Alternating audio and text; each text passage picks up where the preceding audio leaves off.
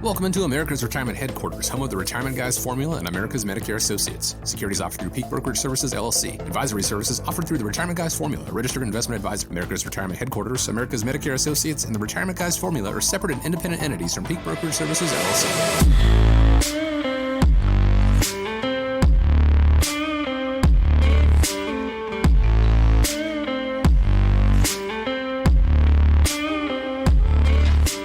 Welcome into America's Retirement Headquarters, home of the Retirement Guys Formula and America's Medicare Associates with Nolan Baker, Scott Kirshner, and Sir Chaz Price. My name is Chris Swan, and we do appreciate you taking time out of your weekend to join us. Here's how you reach out, 419-794-3030. That's 419-794-3030. Also online, americasretirementheadquarters.com. On today's show, are you still a little surprised at how easy it is to do your weekly shopping online? Well, hang on, because changes are coming fast. But before we jump into that, let me check in. Guys, Scott, Chaz, glad to be with you as always. How are you this week? Hey, we're doing well. Had a great 4th of July. We were chatting before the show here.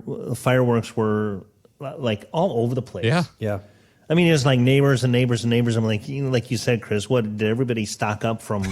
Make it up for lost time. Yeah, they're making up for lost time. It was pretty crazy. I actually, I'm not a boater. I love the water, but went out on a friend's boat. He's got a huge pontoon boat. We were doing 55 miles an hour on a pontoon boat. Nice.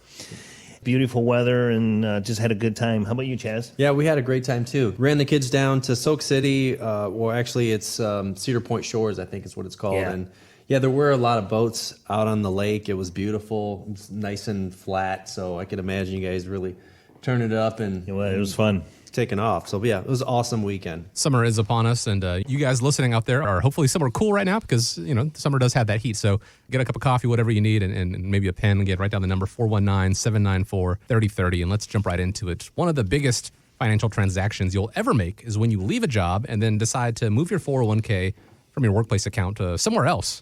And a new survey by the Secure Retirement Institute found that half of Americans turn to a financial advisor to figure out the best way to go about doing that. Is that something the average person can handle on their own, or is there a good reason to get professional help? That's a great question, Chris, and this is right up Chaz's wheelhouse. But I will say this: I'll add just a couple of points here. I worked at a couple of other jobs where I had 401ks, and when you have a employer-sponsored 401k plan, and you sign up for your contributions and you split it across different funds, and that you really are at the mercy of whoever is administering the fund through work. A lot of times people may not even sit down and talk to them. You should, but you may not sit down and talk to them. So when you leave that employer, I think it's really important to sit down with a guy like you and go through what are you going to do with that bucket of money that's sitting there, and how do you properly invest it? Definitely. And I think the article we're looking at said that there's about $623 billion this year that's expected to move from 401k to IRA. That amount is expected to go up to about $760 billion within the next 5 years. What's actually mind-blowing is, to your point, Scott, that only about 50% of the people rolling monies over actually speak to a financial advisor. That's crazy. That blows my mind. Yeah, It's like some people probably do this. I would never do it, but trying to buy or sell a house without any realtor support, or buying Bitcoin on Craigslist. It's just something you don't do, right? Sure. So that was definitely eye-opening. And I think one of the things that I usually talk to investors about if they're thinking about doing it on their own is just really having an honest conversation with themselves. Because I'm of the opinion, I was always taught that if you can't do something on a full-time basis, you certainly aren't going to be able to do it on a part-time basis. And Makes sense. Yeah, and if you think you can just kind of weekend warrior your way into retirement, I think it's kind of short-sighted. So what I would suggest is that you really take a hard look at some of these services that a financial advisor can provide you and can help you with, because right now, especially with this bull market that we've all enjoyed the last 10 years, it's raised the level of the tide, if you will, for everybody.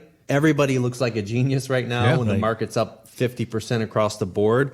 But, as that market comes down and the tide goes back out, you're really going to see who's wearing swim trunks, because there's just a lot that goes into it. Right. And you can get caught real quick if you're not looking at some of these issues and considerations that a financial advisor can do. So we can help you create an investment strategy. And what we mean by that primarily is diversification. I sometimes tell clients that we want to develop a strategy where you're not going to lose the game. And I don't mean to say that you're never going to lose money in a portfolio, but we just can't lose the game. And to me, losing the game would be a situation where you have no money coming in at some point. Right. You run out of money. And so we need to build the portfolio with that in mind and taking into consideration guaranteed sources of income like Social Security, like pensions. And then if you don't have access to any of those things or it's not enough, we solve that income gap with other investments that can provide you lifetime income.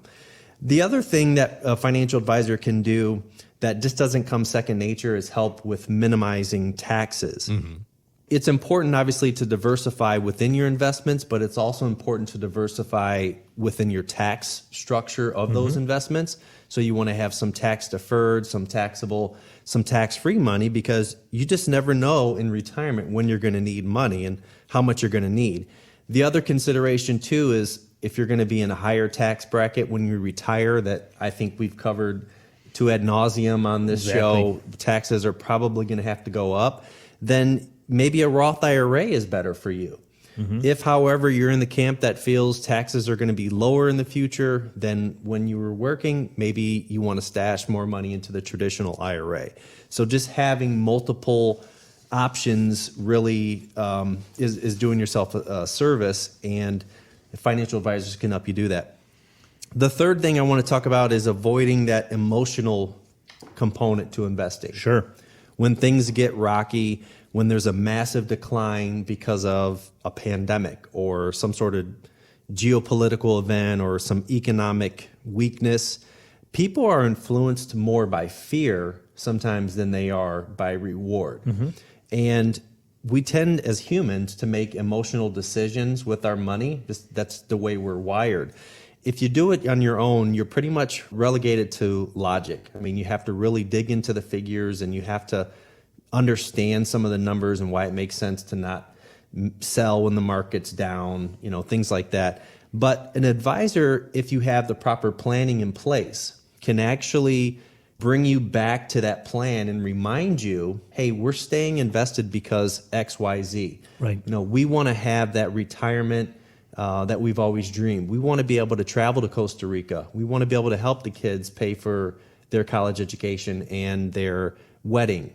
So by offsetting that emotional teeter-totter that we're on with, because of fear, offsetting that with some reward, it kind of helps to rebalance that emotional state that you're typically in when the market's going down and help you stay in your seat and stay invested. Well, you talk them off the ledge, so to speak. I remember when the pandemic hit and we were actually proactive and we were calling everybody and saying, sit tight, we've got you, just hang on. And, you're right. There are some people out there that are just the nervous Nelly type, which is not good, bad, or indifferent. It's just the way people are made up. And, some people say, hey, let's buy, the market's low. And some people are just like absolutely panicking and emotions take over. Yeah. My understanding is that it's because, the logic is controlled by a different part of your brain. And versus emotions are, whether it's right or left brain. That's why it's so hard to explain what an emotion is or why you married your spouse or, define love is because it's not in the same hemisphere. No, wait a minute. You have to be able to explain why you married your spouse. You're right. But you're right, Chaz. There are so many times where people go out and they buy, when the housing market was really, really booming here several years ago, there were people, I was scratching my head, I'm like, why in the world is this couple, no kids, buying a $500,000 house? Mm-hmm. I mean, what the heck is going on? And then people are out there buying cars, you buy off the emotions and hey, guilty as charged, I've got a new set of golf clubs I ordered. And well, since my wife may be listening to this, I paid a little bit more than what I should have. But you know what? I loved them and I bought them. And she's cool with it. That's why you married her. Yeah, that's exactly right. That's why I married her. She's cool with my purchasing of the golf clubs.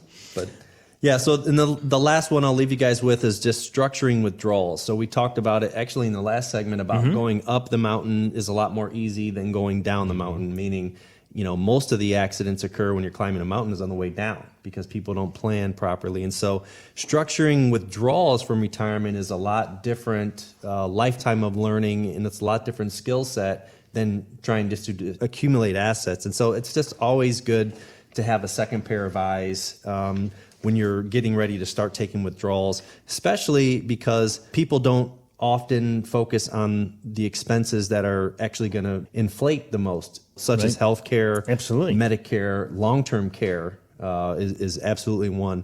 Also, how those expenses are going to have an impact on their Medicare premiums and their tax situation. The other thing I would think about is, do you really have the time to sit down and put all of that effort into making sure you've got the right investments and to protect yourself, like all of the key points that you mentioned, Chaz? And everybody is a specialist in their particular field.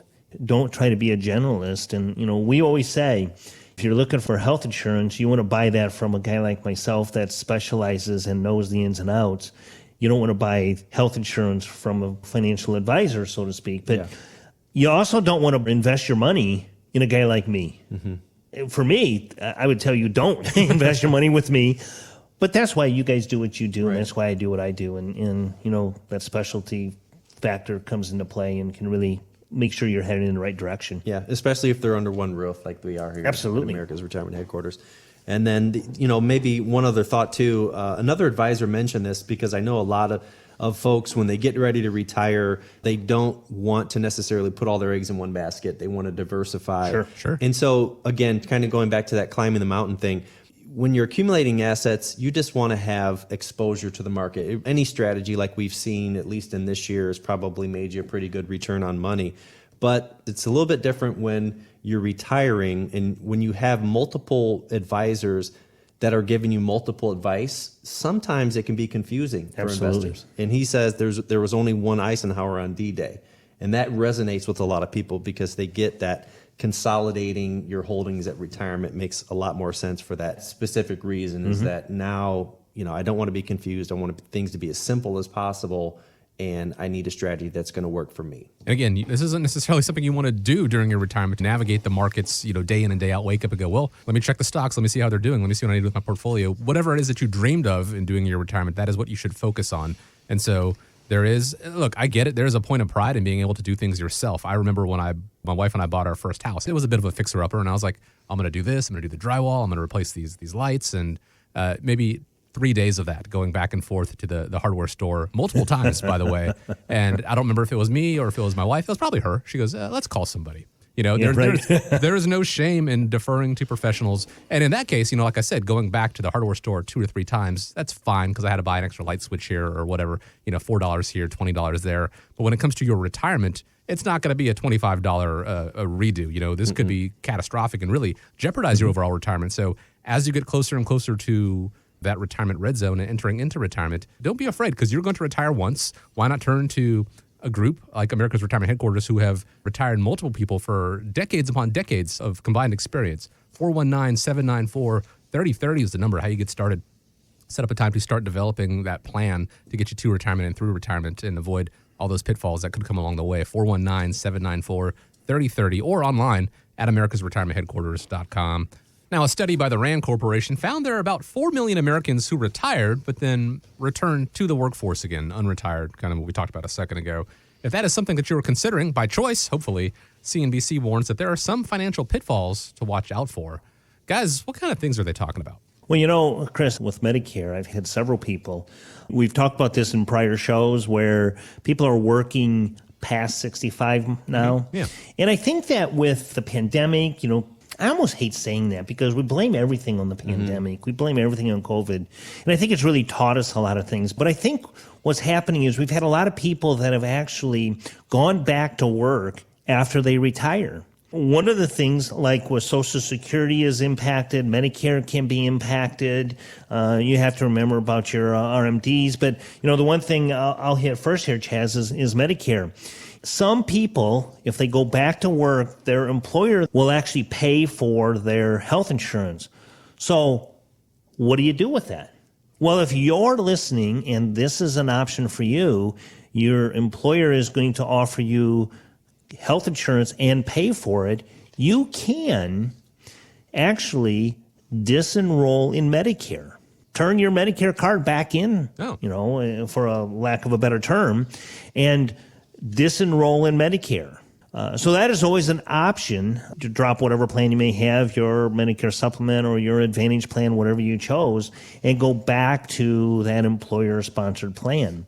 So a lot of people are doing the consulting work and working, up towards 70. Mm-hmm. So how would it actually impact with Social Security? This one was an interesting conversation we had about as we're preparing for the show, because I had to really think hard. I would really must love what I was doing before I retired to go back to it. I'm sure I could find something else to do. But the way you put it earlier was that with the pandemic, again, there just aren't enough workers. Right. There's a dearth in the labor force. And so I imagine a lot of these employers are calling back retirees like, hey, can you please help? And we'll make it, very lucrative for you to do so. So that would probably be the one instance where, I might want to come back in. Although, this industry, we can do this probably into our late 70s and 80s. Oh, yeah, we could. Look at Warren Buffett and those guys. But with Social Security, you do want to be careful when you're earning money because if you go back before reaching your full retirement age, then $1 in benefits will be deducted from every $2 you earn above the annual limit. And the annual limit for 2021 is $18,960. So to give you an example, if you retire, let's say from work, and you have not yet reached your full retirement age, and let's assume you retire, but then you go back to work and you earn a $30,000 salary, okay? You're $11,040 roughly over that annual limit. And so your Social Security benefits are reduced by $5,520. That's a pretty significant hit. So that's a haircut. Yeah. Versus if you just went back to work in the year in which you were going to reach your full retirement age, then only $1 in benefits will be reduced for every $3 you earn. And the limit is higher. Okay. The limit is $50,520. So in another example, let's say, for instance, you worked all year and then you were going to reach full retirement age in June. So the earnings from, let's say, January to May 31st, you earned $15,000. Because you were under that limit, your Social Security benefits wouldn't be affected. So keep in mind the age. So can I turn it back in? So can I say, okay, wait a minute, I don't want to take Social Security anymore. Let's say that I'm going to do my consulting work now. I'm 66 and I want to work until 70. I'll hit my full benefit time at 70. Can I turn it back in? Yeah, you actually can. The option to pay back the Social Security benefits that you received is actually limited, though, to the first 11 months worth of benefits. Okay. So, and it'll only let you repay basically Social Security in the first year that you've received benefits. So again, we'll give you another example. Let's say, for instance, you retired and you chose to start receiving benefits at age 62. And then 9 months later, you return back to work. Okay. And you'd like to stop receiving Social Security and then basically let your benefit grow and defer. You get that 8% credit, as you were speaking about, to age 70. So we don't, recommend you go any longer than 70. But you let your benefits grow to age 70, and then you restart your benefits at that higher level. You wouldn't be able to do this if you waited longer than a year to pay back those benefits. So you've got at least 12 months. So within the first 11 months of 62 and I go back to work. Whenever you start collecting. Or whenever I start collecting, yeah. So if it's 63 or 64, whatever it is, I could pay back. I have 11 months to pay whatever I've been collecting back and then wait until I get my age 70, my full retirement. Correct. And keep in mind also that you need to repay the money not only that you received in actual benefits, but also the withholdings. Okay. So any taxes that were held from your check and also Medicare premiums. Yep. So if you had those taken directly out of your Social Security, which almost 100% of people do, I mean, I know a lot of people do, then you have to pay those back as well. Okay. So there are options. If you're one of those people that are getting a pretty lucrative offer to come back to work, you can do so. There are ways to do that. And the last thing I'd leave you guys with is your required minimum distributions from IRAs and from 401ks, your qualified investments. If you plan on working past 72, which is now the required beginning distribution date, or the date at which you need to start taking money out of your IRAs and your qualified plans, it used to be 70 and a half, but it was changed in 2019. You need to keep in mind that although the 401k RMDs are not required if you're working past 72, provided that you're not more than a 5% owner. If you're an owner in the business, then they're still, more than a 5% owner, then they are still due. But if you're not an owner and you're working in your current 401k and participating in your current 401k, then those required minimum distributions are not due. Now, let's say, for instance, you had a previous 401k at a previous employer that you're not currently actively participating in. Those required minimum distributions are due along with those in your IRA. So that's just something to keep in mind. If you miss an RMD, it's a pretty hefty penalty. It's 50% penalty on the amount that you did not take. So you really want to keep an eye out for those. Another reason why you should use an advisor. Absolutely. Knowing what you're getting into if you are going back into the workforce. I want to make sure I heard you there correctly, Chaz. You said 50, 50, right? 50, 50. Not 15. I mean, 15 still not great, but 50%. So again, this is definitely something if you have that lucrative offer, or if maybe you're bored with retirement. I don't know how that's possible, but if that is something you decide you want to re-enter the workforce, just make sure that you do all the ins and outs. And again, this is where having a professional on your side to let you know what to expect going forward can really be beneficial. That's what America's Retirement Headquarters is here for, not just getting you to retirement, through retirement, and if you want to unretire, again, getting you through that as well. 419-794-3030 is the number, or online at americasretirementheadquarters.com. Guys, we're coming up at the end of the show, but I wanted to touch on this really quick. Are you still a little surprised at how easy it is to do your weekly shopping online? Well, hang on to your hat, because the changes, they're coming fast. A few years ago, people laughed at buying a car online, and I just bought a house online. Now, I didn't buy a house, but I will admit that in the past month, I didn't buy the actual car online, but I did 95% of my shopping. I looked at the ins and outs. I scheduled test drives, and I worked on financing and things like that. I did go in to do the test drive in person and, of course, sign the paperwork in person. But it is really much easier than it was the last time I bought a car. Emily Moore told CNBC she chose her home, designed it, and financed it all online. Now, I know you guys, I know America's Retirement Headquarters were some of the first financial advisors to offer clients online services during the pandemic. Do you guys see that as something that's going to continue to expand in the future? Oh, absolutely. I mean, it's the way everything is headed. You bought a car and did a lot of it online. When you buy a house now, they have the DocuSign. I mean, all of your signatures, you don't even have to meet with anybody to sign everything. That's true, you make your offers and things like that. We go grocery shopping, and my wife, she's got the app on her phone, and we just show, like if you go to Sam's Club, everything is right there. Yeah. She scans it, and it's on her phone, and when you go to check out, and all you do is scan that, and we walk past everybody that's in line. I said to her, I said, this is a pretty cool gig, doing that. And with the seniors, if you don't want to go to the grocery store, it's like my mom and dad, it's a struggle for them.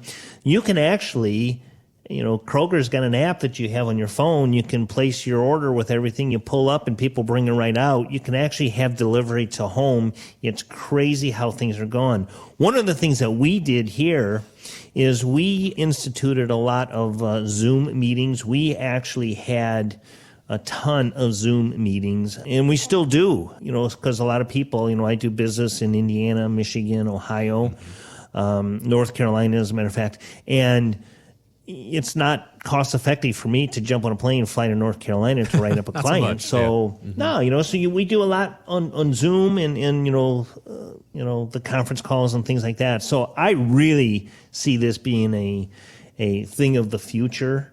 I don't know with the electronic signatures, if I do applications for healthcare, Medicare supplemental policies, everything is online.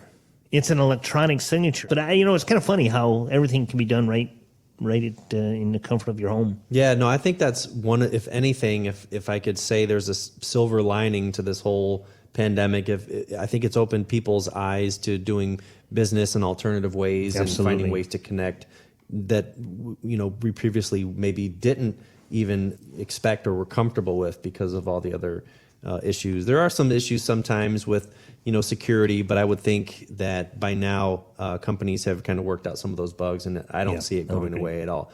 As far as online shopping, I'm amazed at sometimes at how companies that are doing it really, really well, and we know them, some of the Amazons of the world, that, when you buy something from a company that's doing something well online compared to maybe a company that isn't, my daughter had a birthday, and you got one item in 2 days and the other is like 3 weeks. And it's like, exactly.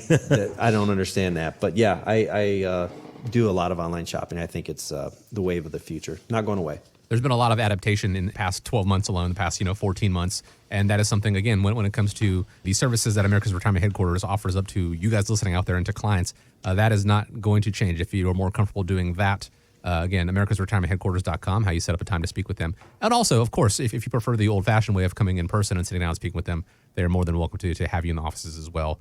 419-794-3030. And like I said, online, americasretirementheadquarters.com. If you have questions about things we talked about this week or didn't talk about this week and you want to know more about, that's how you get in touch, americasretirementheadquarters.com or 419-794-3030. And we want to thank you for joining us this weekend here on America's Retirement Headquarters with Nolan Baker, Scott Kirshner, and Mr. Chaz Price. Hope you have an excellent week ahead of you. Hope you have a safe week ahead of you. And guys, as we wrap up, I want to leave you with the final word.